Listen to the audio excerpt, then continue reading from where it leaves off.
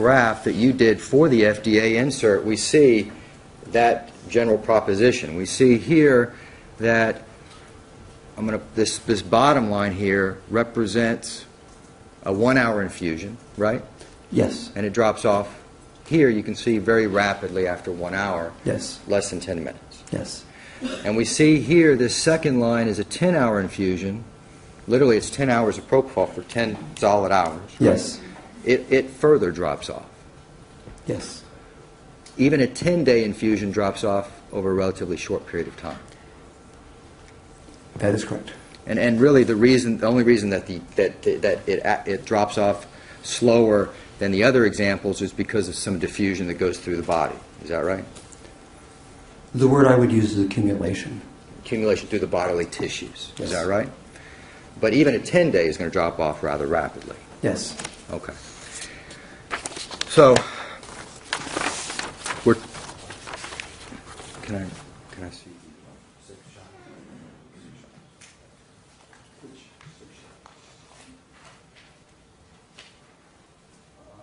There's 6 injections.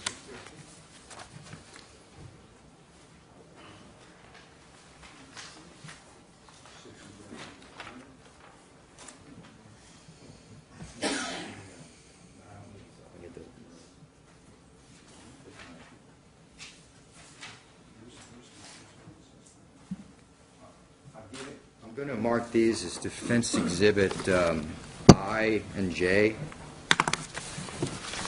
Triple I, triple J.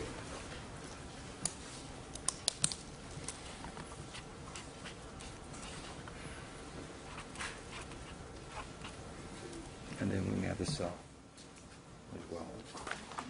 I've got it. And I have K as well, Judge. Triple kilo. I think this is actually triple K. It doesn't look like it, but that's what it is.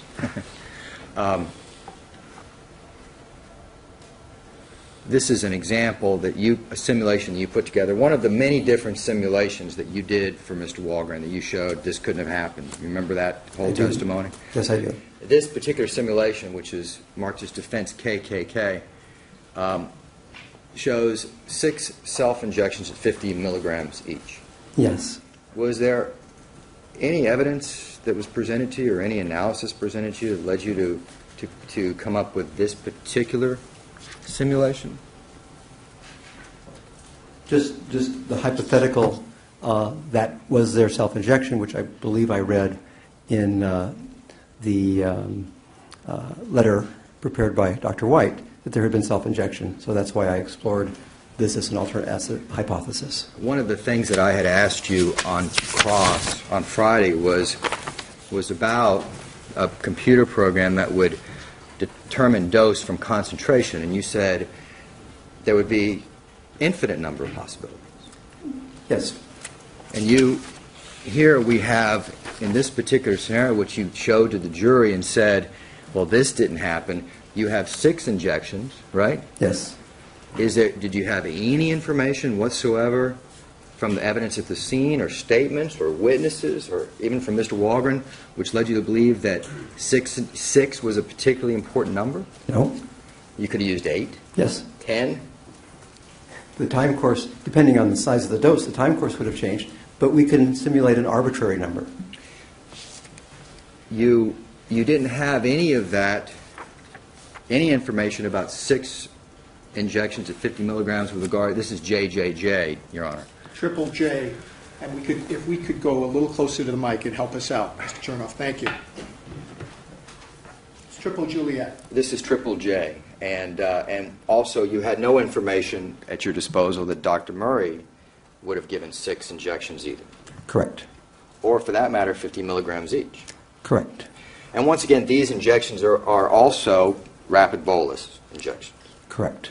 Now, we have established that Dr. Murray said he gave a 3 to 5 minute injection, right? Correct. You have testified that that is a recommendation you would make. Correct. Right? You would agree that a professional, a medical professional who's giving propofol should initially provide a rather slow bolus. Correct. And that the reason for that is because of the danger of apnea and hypotension? Yes. In all of your simulations, you have shown a rapid bolus, right? Yes. Including the ones by Dr. Murray, right? Yes. But there is a circumstance, you would agree, where you would expect a rapid bolus. You'll have to give me more information. Well, you are familiar with rare occurrences of healthcare providers who have died from propofol use. Yes, we've published such cases in anesthesia and analgesia. Yes, I've seen that. And you have shown us in this. Excuse me for a moment. The last exhibit really is triple Lima. I think I used Juliet twice. The exhibit, you had KKK, and then you had another one you... JJJ, and then I have Well, the II. JJJ, I'd already marked once before. This was a new one, wasn't it? Or not? I think it was new. Would it be triple Lima then? No, I have I, J, and K. Is all I Okay, marked. I just want to make sure that there wasn't another one out there. Okay. Thank you. I'm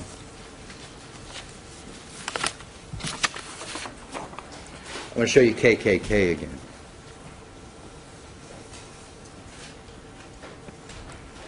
This is 6 injections, 50 milligrams each.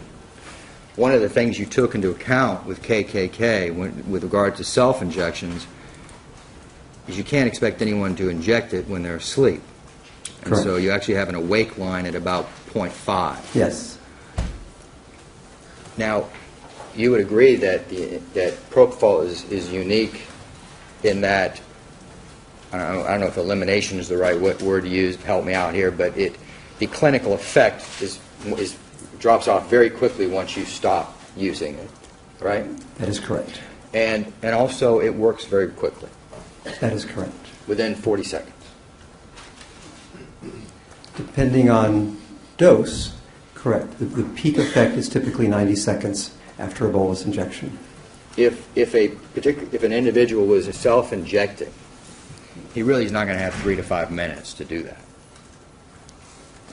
No, if the person is self-injecting as a bolus, they need to get it in pretty quickly.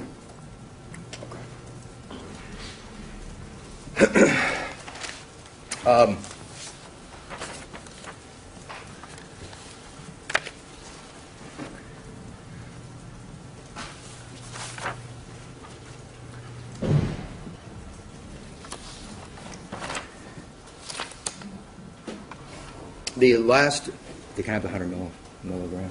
The last simulation you did, and I may be,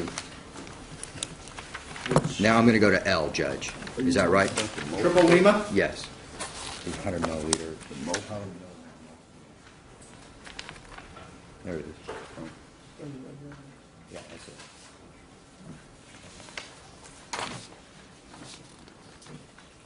The last example you gave, or simulation that you did,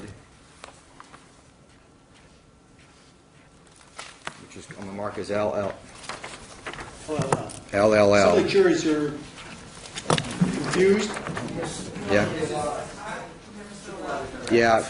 Yeah, I'm going to let me get back to I. I'm sorry about that. We're on top of it. Thank you very much.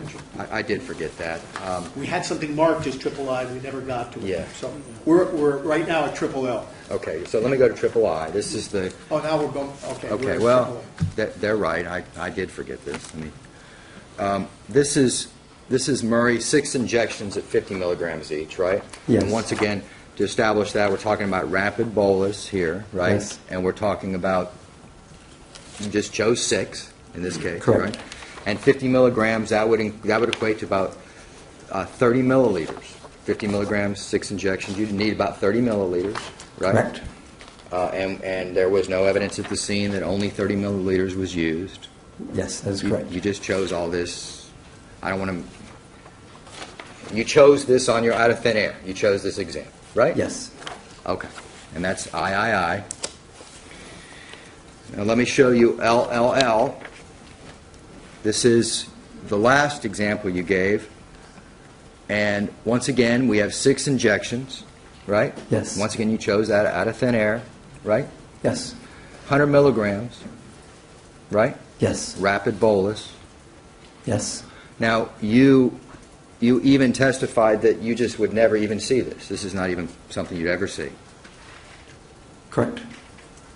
And so you took this simulation and you showed the jury and you said, well, this didn't happen, although nobody really ever suggested that it happened.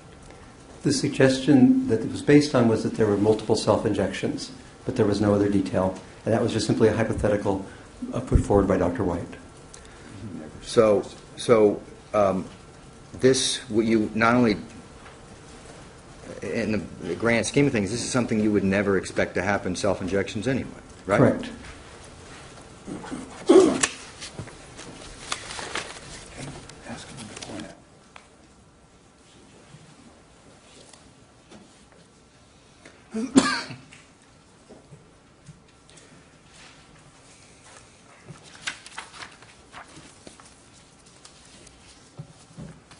Would you I want to talk about, I want to go and maybe kind of go back to this model and see if we can't use some of your information, some of your knowledge to help us with some issues. You said, I believe on direct, that there was, or maybe it was cross, but you said that lorazepam had a half-life in the stomach of 20 minutes? 22 is the number that I used. And this is from Goldblatt? Is that what This you is said? from Dr. Greenblatt. Greenblatt, I'm sorry. Yes. Dr. Greenblatt. Now, Dr. Greenblatt actually, he talked about what is first order half-life? First order half-life means that a certain fraction of drug gets removed in the same period of time. Let me try to explain that better. In the case of 22 minutes, it means every 22 minutes, the amount of drug in the stomach is cut in half. So if you start off with 16 milligrams, 22 minutes later it's 8. And 22 minutes after that, it's 4. And 22 minutes after that, it's 2. And 22 minutes after that, it's 1. So every 22 minutes, the amount of drug in the stomach is cut in half. And that's the number that I used in the analysis. Now, Dr. Greenblatt actually said that the first order half-life for lorazepam in his study was 15 minutes with lag time. Is that right? No, the study that I'm referring to is Greenblatt 1977. There were 2 half-lives, one of 22 minutes for the 4 milligram dose. The 2 milligram dose, I think, had a mean half-life of 40 minutes. But because the 4 milligram is more representative of 16, it's closer to 16 than 2, I took the shorter half-life, which is the more conservative estimate. Your analysis of the half-life of lorazepam in the stomach is based then on a 40-minute time period or 22 minutes? 22 minutes. 22 minutes. Well, if one were to help me understand this, okay, work with me on this. If I, for instance, all things being equal, if I were to take a 2 milligram lorazepam, what would happen, and I swallowed it orally, what would happen in 22 minutes? What would that represent? Ignoring the 15-minute lag time, which is approximately the number that was in the paper, I'd have to look at the paper, it's about 15-minute lag time, but ignoring that, 22 minutes after you take the 2 milligram dose, it would be 1 milligram left in the stomach. Okay, and another 22 minutes? Half milligram. Half a milligram. And then, I guess, another 22 minutes? Quarter milligram? Quarter milligram. And on and on. Yes.